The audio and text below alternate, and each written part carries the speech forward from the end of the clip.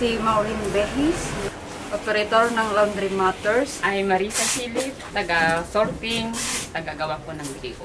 Kamusta na ang Laundry Matters? Kailan ba ito nagsimula? Pag gano'n na kayo katagal dito?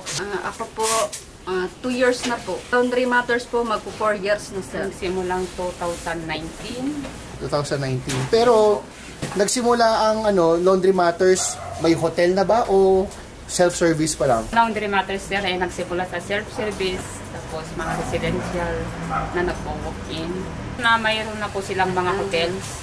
Ang Laundry Matters sir ay matagal na pong nag-ooperate ng mga hotels, mga transient at mga residential. Okay.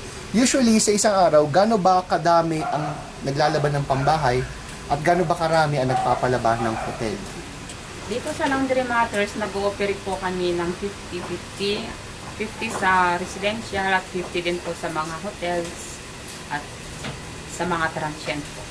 Nag-ooperate po kami ng halos 24 hours na po para maayos po namin na i-deliver po ang mga hotels, mga residential.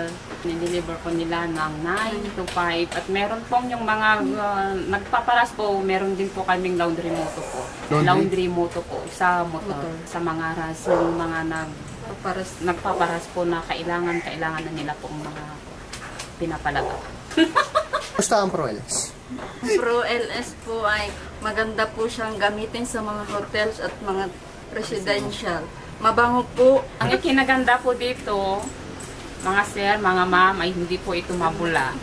At tamang-tama pong gamitin po sa mga machine. Nagpapasalamat po ako kay Sir Richard dito sa Laundry Matters at natulungan niya po ako na nagkaroon ng magandang trabaho dito. Maraming salamat po, sir. Salamat sir sa pagtanggap mo po sa akin dito sa Laundry Matters. Laking tulong po ito sa amin.